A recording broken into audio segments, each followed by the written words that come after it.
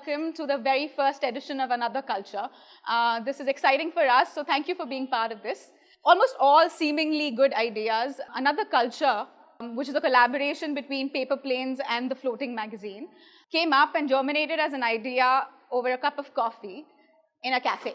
It's as cliche as it is, but here we are. We've hammered on it, we've decided to go ahead with it, and here we are with our first two guests for the day. For those of us and who are, I mean, it's a first venture for all of us, the first edition for all of us, but those of you who do not know who we are, a quick introduction. Paper Planes, which is a venture that I'm a part of, shares independent print magazines with readers in India through a subscription service. We source these magazines from across the world. The Floating magazines, on the other hand, which was started by Payal Khandelwal, who's with us as well today.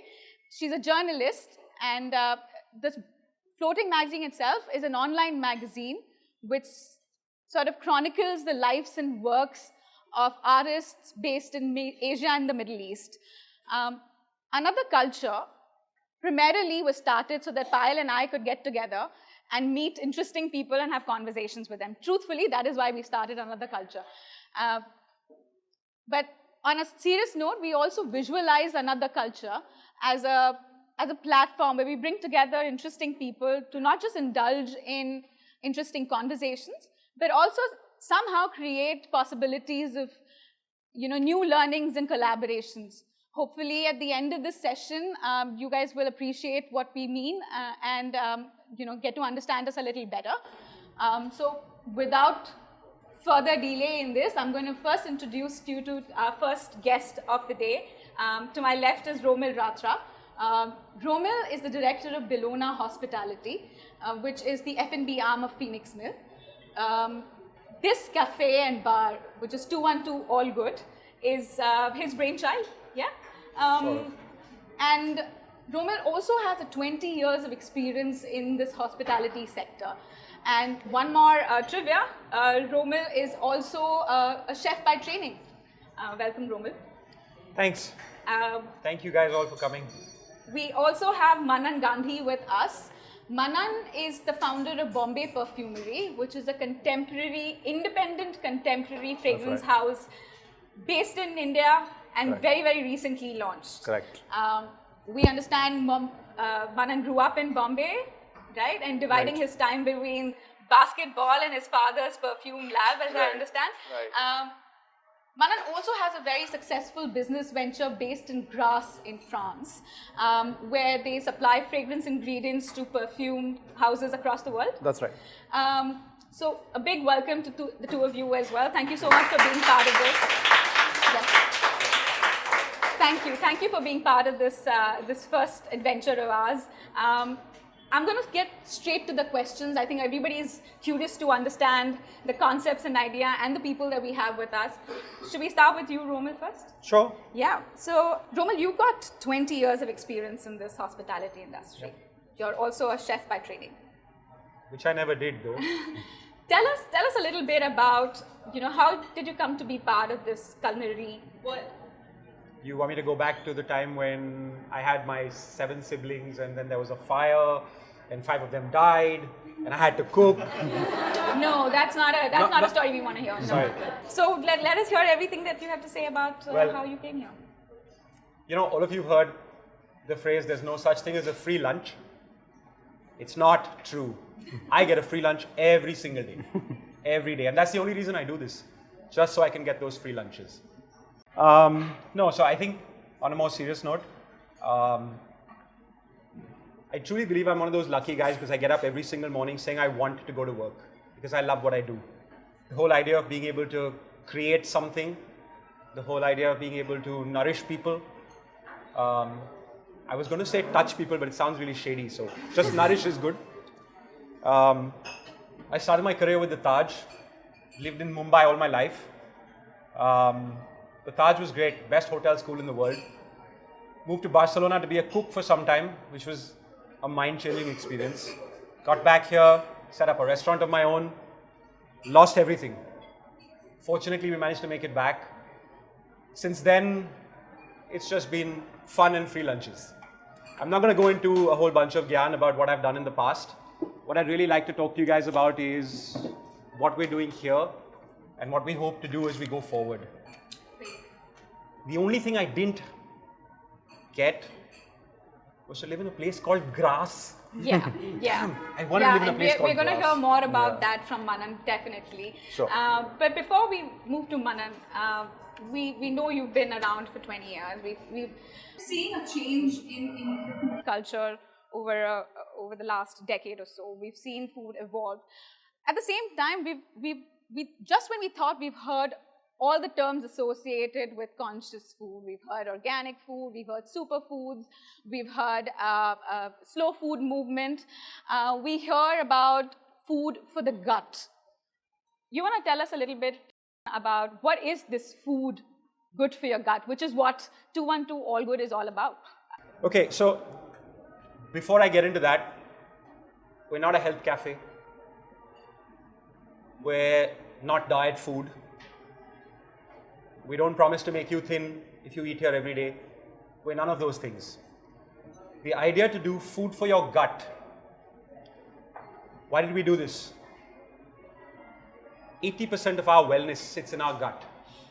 Okay, and if I go back maybe a couple of years when the thought process really started for me, I was working on a wellness project, and I got a chance to meet some really amazing people. I got a chance to travel a little bit. And I met some really great wellness operators, some of them that run some of the best wellness resort spas in the world. And one in particular, I think completely changed my perception to how important a role your gut plays in your wellness and how important a role the food that you give yourself plays in your own wellness. I'm just going to ask you guys something.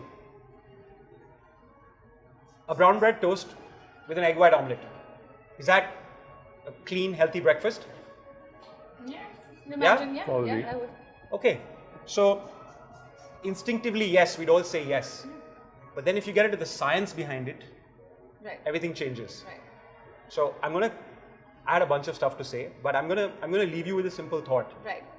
Every single thing that we eat gives us energy. That energy is used for just 4 things. Your heart, your brain, more digestion, and then what's left is used to regenerate yourself, for your cells to rebuild, repair, for you to be well. If you tax your digestion or your gut, more energy is used for that. Like any other machine, your system can't regulate what goes into what's needed for your brain. It can't regulate what's needed for your heart, because if those two stop, then we're going to grass. No, but is this food for the gut that you talk about? Could you tell us a little bit about what is this food for the gut? I mean, you know, we appreciate where you're coming from and the idea behind it, but I'm just a little curious. Name a few. What is this food that's for your gut? Which is different? Is it just the food that we've been eating, but we just need to identify, or is it a different format altogether, which is being prepared just keeping an eye on your gut? So the thought process that we applied was, one, when we said food for your gut, what is going to be easy for you to digest? What is going to be nourishing? What is going to give you the necessary energy that you need without taxing your system? So we decided to not go down the route of the way a typical health space would go. Right. We didn't go down the route of what are we going to leave out. Right. Instead, we said, let's look at being inclusive. Let's see what we can bring in. Right. What is going to stimulate your digestion? What is going to make you feel better? What is going to take away what we as a team coined as post-meal stress disorder? You go out, you have a great time, and then there's the guilt. And the guilt is, oh no, I shouldn't have eaten that. Now tomorrow I'm going to have to run extra. But why should it have to be like that? There's no reason for it to be like that. And we took a leaf out of our forefathers and our ancestors. You know, there are stories about don't eat this, don't eat that. And someone will say, oh, but my grandfather ate this. But hey, we live completely different lives from the lives that they had. They didn't have half the conveniences we did, or we do. Um, their food was chemical free. It was not processed. It was natural. It didn't travel for miles. I didn't need to bring in, I don't know, Peruvian quinoa maybe. Yeah. Because think about this. We go to the fancy stores and we buy Peruvian quinoa and say, oh, it's super healthy. But hey, think about this. It was probably harvested a year ago. It went into a factory. It got processed. It got packed. Sat in a warehouse for 6 months. Got shipped over here. Probably got completely delayed by the customs. How healthy can it be? Then it sat in my store for, I don't know, however long the process took. Right. As against getting something that was completely local, completely fresh, not processed, Right. not traveled, no additives, nothing that enhanced its shelf life. Right. And those are all the thoughts that we applied to what we wanted to do. Yeah. To actually give you food that was easy for you, that was better for your system. But we chose not to dilute what customers today look for. What do you look for when you go out? You want something that appeals to you. That's right. The taste and flavor profiles are things that you understand. So we've applied all the stuff that we learned and all the stuff that we researched And into that giving what you food. made you Absolutely. focus But we on also food we also added in the elements of fermentation, pickling, probiotics, because those are things that we know are good for the gut. Right. They promote good bacteria. That's excellent. I mean, I guess just to understand, the fact that you're not necessarily saying this is diet food, but you're Absolutely saying not. this is your normal food, but we Yes. focused the fact that this is good for your gut. Very helpful, Romil. Let's move to Manan now. Manan. Okay. We understand, of course, that there is a family legacy in the fragrance business. Right. We also know from the people who are in the know that the domestic luxury fragrance market is about 600 to 700 crores today. It's growing at about 20 to 25% year on year. Right. So apart from, of course, just the optimistic economics, and of course there's a family business, Right. was there a more personal reason why you chose to start this perfumery Yeah, sure. now and here in India? Sure. So like just to throw back to what I've been doing. Right. After I finished my studies and stuff like that, Right. I was living in the south of France in Grasse for the last 5 years. I was very lucky. Everyone wants to retire in the south of France, and I started my career in the south Right, of yeah. France in a sense. Started a company there where we were supplying ingredients to some of the biggest fragrance houses all over the world, in Europe and all over the world. And it gave me opportunities to travel all over the world to obscure places like Haiti, Indonesia, all parts of India to source all these ingredients. But for me, after 5 years of doing that, I looked at what I was doing and what I wanted to be doing for the next 20, 30 years, however long I'm here. And I felt like it was important for me to do three things: something that was interesting, something that was fulfilling, and something that was impactful. And despite having a great life and a successful business in the south of France, I thought in all three of those areas I was kind of lacking to meet my personal objectives.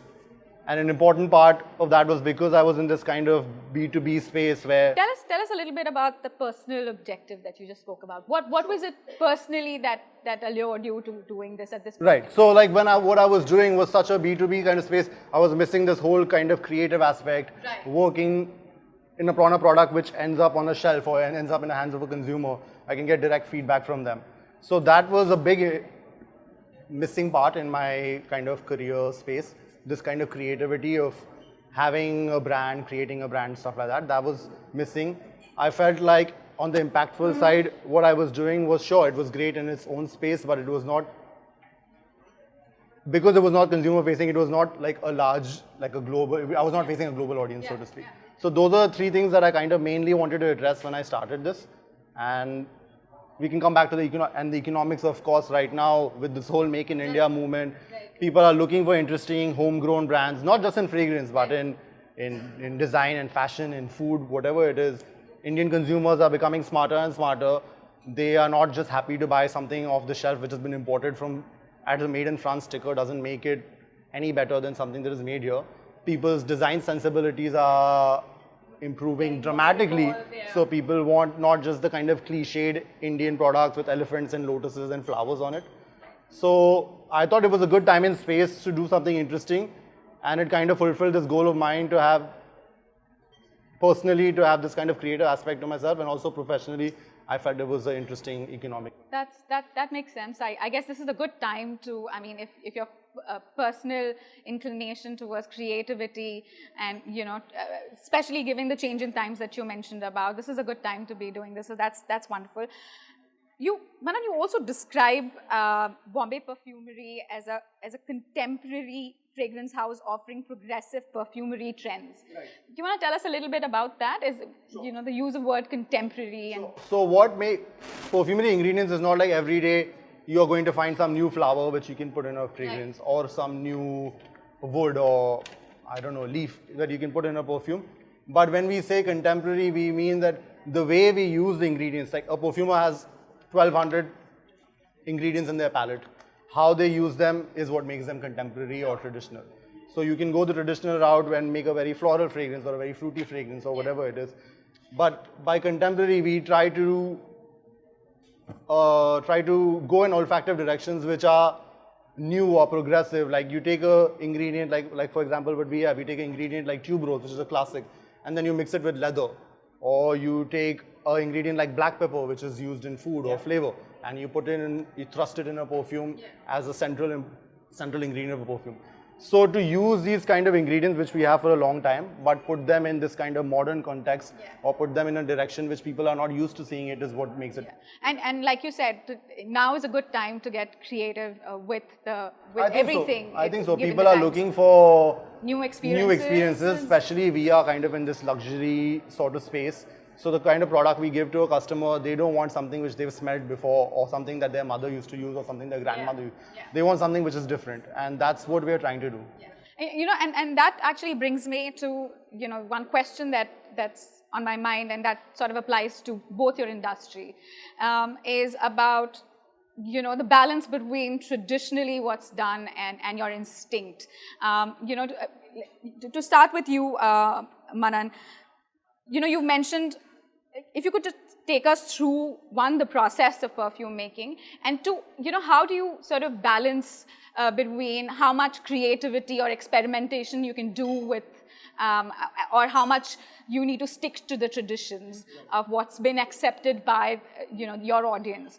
So tell us a little bit about the process and the balance as well. So I think whenever, especially when we start, or I started working on a perfume, or these perfumes more than a year ago, the basic idea is that you decide like what olfactive direction you want to go in. So you say, let's say I want to go in this pepper route or a spice route. And you kind of take inspiration from, traditionally, how were people using jasmine, or how were people using pepper in a perfume? That, I mean, the base of perfumery, the knowledge of perfumery is a very old tradition. It's a very traditional business. Perfumers are normally from the same family, generation after generation, passing knowledges to each other. So that traditional part is always an important part of how you want to move ahead. But then it depends. What I'm trying to say is that when we begin, it's very instinct based. Like I want to use black pepper, for example, and then we kind of use modern perfumery techniques to kind of spin that around. You use ingredients which a pepper was not associated with in the past, and make it kind of. Right. So you do sort of, I mean, there is a leeway to experiment as well, you know. But what about, do you keep the audience in mind as well? For instance, you know, we see that there is you know, floral fragrance is the most preferred as well, you know, and we see people stereotyping that as well. You know, when it's a fragrance coming from India, they would want to see more jasmine and flower or black pepper and stuff like that, spicy. So is it something that you think people can sort of break away from and try and do something new, or you think you need to stick to, you know, traditionally making these the same way, and you know? So that's a good question, and it's the heart of perfumery right now at the moment. Right. It's what a lot of perfumers are frustrated with when they are working on a major brief from a big brand. Right. What happens is when a brand comes to them, everything is already decided. This is going to be the model we are using. This is the kind of ingredients that we want to use. So they are so restricted in the experimentation that they are able to do. So when that's the reason independent perfumery is in Europe, and now that's what we're trying to do. perfumers are very happy to work with independent perfumeries because they give them leeway to say, do something creative, do something new. Right. When a big brand launches a perfume, it's consumer tested around the world. Right. So they don't want to take any risks. They don't want to do anything which might polarize certain people because a lot of money is on the table, marketing-wise, PR-wise. So well, the idea when a perfume starts by a perfumer and when a big brand launches it, it's so whittled down that it's totally two different ideas. Right. Whereas when an independent perfumery or a Bombay perfumery, we go to a perfumer, we say, what do you think we should do? And they pitch us an idea, why don't we go in this direction? And we let them play with it and explore and push it to its edges as far as acceptability goes.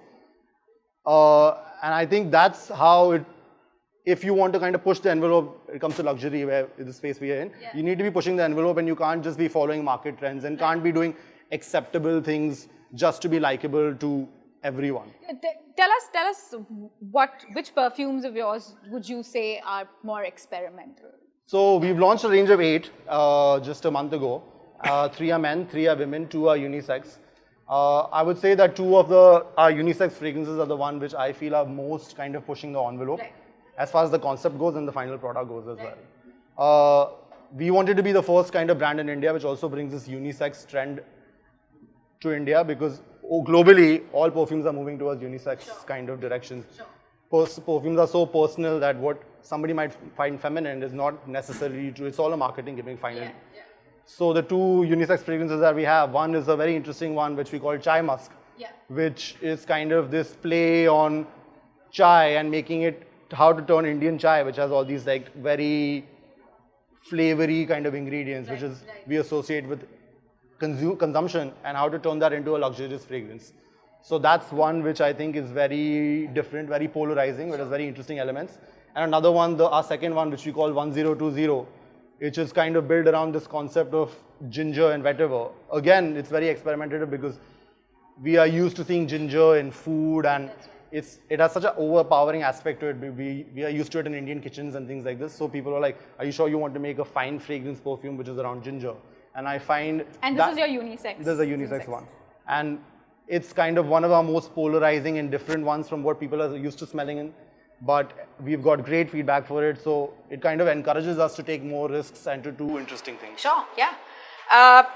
Romil, tell me, what are your thoughts on this? You know, 212 All Good has largely experimented with its menu quite a bit. And would you say that you've been able to do everything that you wanted to do with the menu, or, you know, there was a conscious decision to sort of hold back a certain things just to meet audience expectations, or, you know, you've been able to sort of balance that just spot on? And so, you know, the thing with food is that one man's food is another man's poison.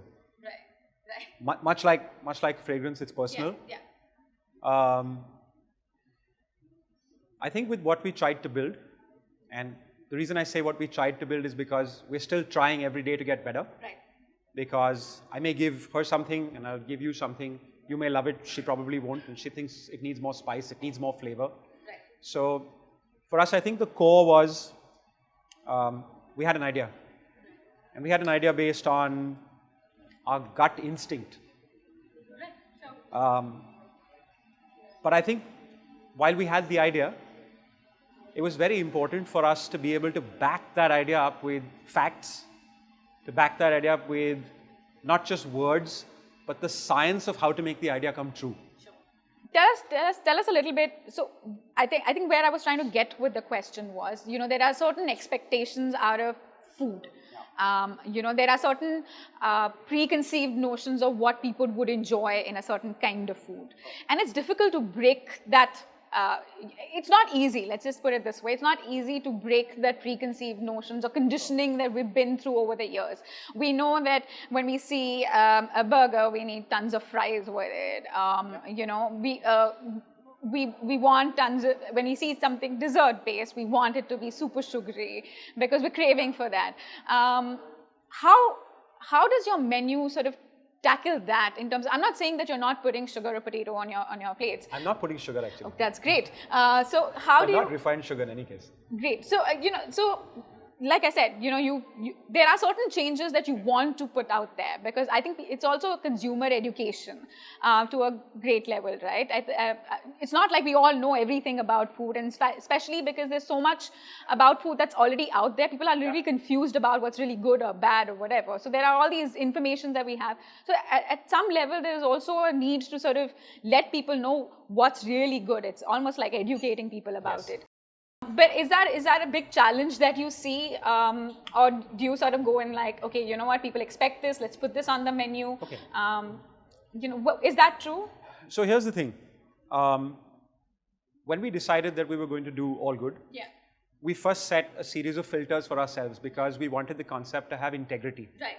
We didn't want to say we're doing something and then not do it. Yeah, sure. And when we said we're not going to do refined sugar, we're not going to do refined flour, we're going to drop processed food, we're going to drop food with chemicals, because the science... And you did all of that. And we did all of that. And it wasn't easy, but what we needed to do then was create that balance and be able to give people what they expect when they go out to eat. So we had to build in all those filters and not lose the taste, the visual appeal, the comfort, the familiarity that you get with a dish. I go out to a restaurant, I don't want to eat dal and chawal when I go out to a restaurant. Okay, maybe I do sometimes, but most people don't. You go out because you want something that you can't get at home. Now, how could I make that better? So yes, some of those things meant dropping some of the things that we talked about, but then we wanted to add in the element of good for your gut. So that's where the balance really came in. And the challenge was to make sure that we got the right ingredients. And get the people happy. And yes, well, you can keep most of the people happy all of the time. All of the people happy most of the time, but make everyone happy all the time. Staying earnest to your idea and, making sure that the guests We knew we had to stay the course. So it's been a great couple of weeks. We're only a couple of weeks old. The feedback has been largely good. And I think more than anything else, the fact that we've got feedback is what makes us fix and improve and get better and add in so much more. We have a small space. We have, I think, 500 new ideas every day. And I think Chef hates me. No, but you've got the balance, and I think, or you're getting there. I think we're getting there. I think that's absolutely. That's brilliant. We often hear a lot about terms used such as locally sourced, back to basics.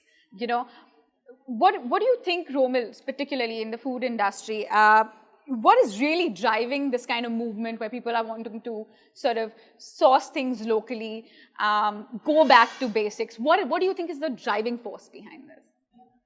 Okay, maybe slightly controversial here, but I think as a culture, for us, for the largest time, we were ruled over. We were told what to do, whether it was the British in India, whether it was the Portuguese in Goa, whether it was our own Maharajas, and we were always told this is what you have to do. We were largely not free to think. And that happens even today. We're not always free to think. What we've tried to do here is bring in food that really gives you a chance to think about what you're putting into your mouth. We're bombarded by information every single day. You can clean your toilet bowl with Coca-Cola. And if you put your tooth in Diet Coke, it's going to dissolve in the morning. And a McDonald's burger is going to sit out there and be the same for 6 months. But how, of course, we hear a lot of information, like you said, about food generally. So are you trying to tell us that it's because there is, at some point in time, there was a lot of general information about the kind of food you get, because we were getting food from all across the world. We started becoming, because of this industrialization, generally in speaking, there were packaged foods available, etc., etc. But is it because people finally realized that, we have good food available at an arm's length distance, we don't need to go too far, we can get this right here, same quality, same kind of taste, not compromising on the taste. So we can do this locally. People are also getting more evolved towards the idea. So is that something that you see in this industry, because people have become more conscious, you are able to do this more locally sourced, paste? So, the thing is that produce in this country for the largest time is because we're spread out. you don't actually always get stuff that's the freshest, especially if you're in a cosmopolitan city like Mumbai. Right. But I think there's this huge, massive growing awareness of the fact that you get spectacular produce in India. Right. Every single thing, it's in some ways it's a bit disappointing because a lot of stuff that we've had for years went out. Yeah. It became popular and now suddenly it's coming back. Right.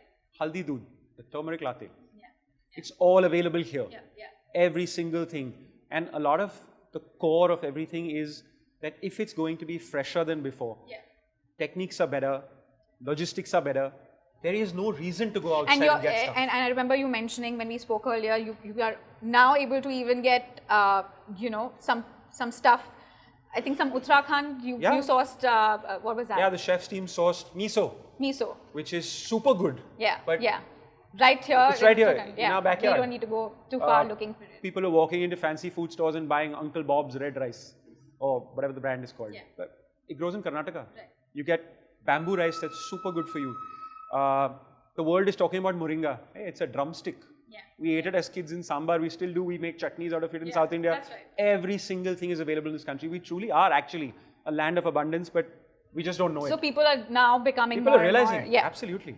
And Manan, would you say that this trend is something that's sort of also applicable to your industry, being locally sourced? Yeah, surely. So when he was talking about industry, it, it could almost be that he was talking about perfumery, not about food. Because it's so true. Yeah. I think, like he said, we are bombarded by information, but the consumer now is significantly smarter than they were 10 years ago. Right. They know what is going into their food. They also know what is going in there. Yeah, and they also want to know what is going in perfumes. They want to know more about the ingredients. 10, 15 years ago, any big brand, when they do a big launch, they select a big actress and they focus all the marketing on that.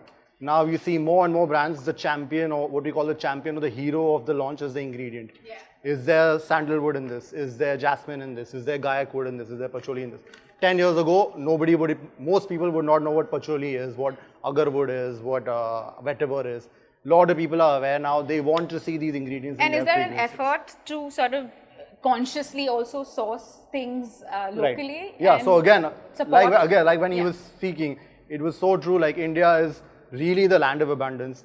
When we talk about perfumery ingredients in our industry, I think we are one of the few countries in the world where almost all perfumery ingredients are available here. Wow.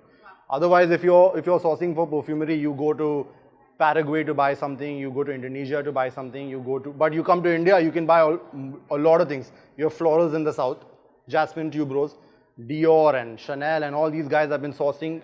They come once a year to the south of India to source jasmine. Right. All the spices in the world, your black pepper, ginger, cardamom is coming from the south of India. Yeah. Agarwood, the best quality, which we hear about oud everywhere. Everyone is launching oud. The best quality in the world, the most expensive perfumery ingredient in the world comes from Assam. Sandalwood, which we all know and is controversial, it comes from India. So we really do have everything. So a perfumer can make a beautiful perfume using only Indian ingredients. That's right. All perfume noble ingredients, jasmine, tuberose, sandalwood are coming from India. Yeah. So why not incorporate them in the Indian brand is what our thought was as well. Yeah, that's great. So and there's also a lot of aromatic crops being grown across a lot of places. I came across Kannauj as a place which has had the tradition of perfumes for years, thousands of years now, what we understand. And so there is a lot homegrown and can be incorporated. And I think from what I understand, both your respective ventures have focused on that as well quite a bit. So I think that's wonderful. Also, one other aspect of both your ventures is travel, right? I mean, both of you end up traveling a lot more for your respective work. Tell us a little bit, we can start with Manan, tell us a little bit about, travel generally. How has that inspired your brand? Are there any experiences you'd like to share with us which has sort of contributed towards your brand story? So I'll speak in two parts for this. As far as travel goes, for a perfumer, because I'm not a perfumer and we work with some perfumers. So the way perfumery works is for the first 3-4 years when you want to become a perfumer, you smell hundreds or thousands of ingredients. Every perfumer has like in their olfactive memory 1200, 1500 different ingredients. And then when you imagine a perfumer, you imagine him in a lab mixing things like that. But actually it's not the case. They're sitting in front of a computer. It's much like making a food recipe. They say, let me put a little bit of this, a little bit of that. And see how it works. Yeah. But But are the perfumers traveling or you're so traveling? That's what I'm saying. So the important part for a perfumer is that they're sitting in this box all day trying to think of cool, interesting things. But where does the inspiration for those things come from? That comes from the travel.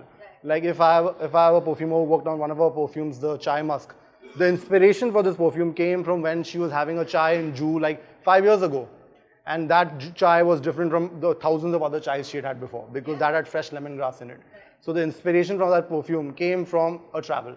And for me personally as well, having traveled to Haiti, Indonesia, all these places, I think travel is very important when you want to do something, at least for me, something creative.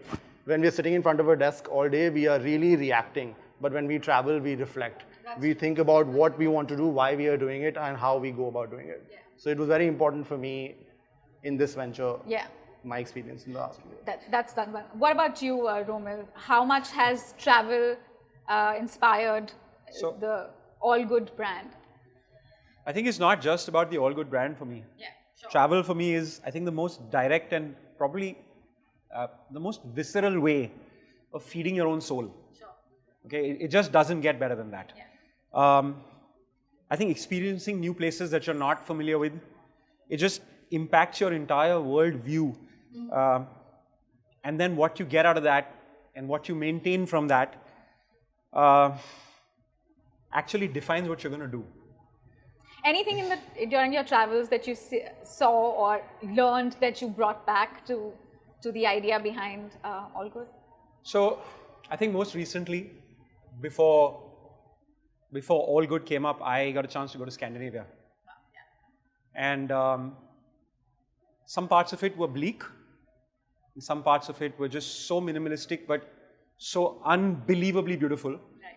In every single aspect, whether it was the design, whether it was the people, so understated, where every single ingredient spoke for itself. And I got a chance to meet some really great people. And I think for me, the best part of travel is walking around a city and meeting new people and experiencing their culture and understanding why they do what they do. That's right. And I think a lot of that, yes, has come into All Good.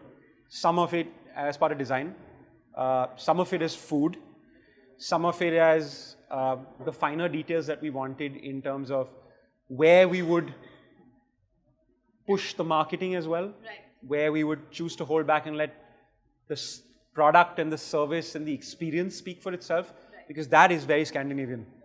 So travel has contributed significantly behind your adventure with food, whether it's setting up to All Good or it's any other adventure that you've had with food. Is that correct to summarize? In addition to that, I actually make it a point to travel every year once just for food. Oh, really? Where I'll pick a city and I'll pick places. So what is the idea? What do you want to get when you want to come back? Have you checked your list? What is that list like? What do you go with expecting? Just knowledge. Yeah. I mean, look, it's one thing to read about a place. Knowledge of trends or knowledge of... So I think, trends to some extent are slightly overrated, to be very honest, because they come in, there are very few trends that last for a very long time. Yeah. I'd rather not go with trends only. I think we build our business based on, I think, appreciation, understanding. But yes, there's a tremendous amount of learning, because what comes out of these travels and the places that I visit, there's a certain sense of freedom in thought more than anything else. And I try and apply those thoughts into what we do. Yeah. Not just food, but like I said, design, presentation, service, the way we talk to customers. Yeah. Indian service for the longest time has been, to say the least, a little bit servile, because that's in our culture. Fair enough. But we want to bring in something that's a little more easy. We want to be your friend. And I guess that's exciting for us as the audience as well, where we get to, we don't have to travel to get the experience. You're traveling and getting the experience and serving it up to us. I think that's really exciting. So, but please travel. Yeah, don't say we don't have to travel. Of course. What I mean is it's easier and it's more exciting for us that we're able to experience more things. And if we can do that, then I think we've done a hell of a lot. Yeah, definitely. And I think that's an expectation that all guests of yours have. And I'm sure they'll go back very, very happy with 212 All Good. I don't know if we have more time left, but we I just want to very quickly reflect on, as a culture, both your industries have been around for years. It's not something that's new, but there are new trends that have come up, and we see them afoot now, So is there a direction? I mean, of course, we're all happy with the way it's evolving, but is there something that you particularly are seeing that is exciting you about the time that's now it is? Like, what aspect? I mean, you've seen it evolve over a period of time. How has it changed, and what part of it is really, really exciting? So I think what is the major change in the perfumery industry is that more and more everyone is kind of moving away from buying a perfume from a big brand just because you have a big store on Fifth Avenue and you have some nice dresses and you have a fashion show. That doesn't make you a good perfume house. Yeah.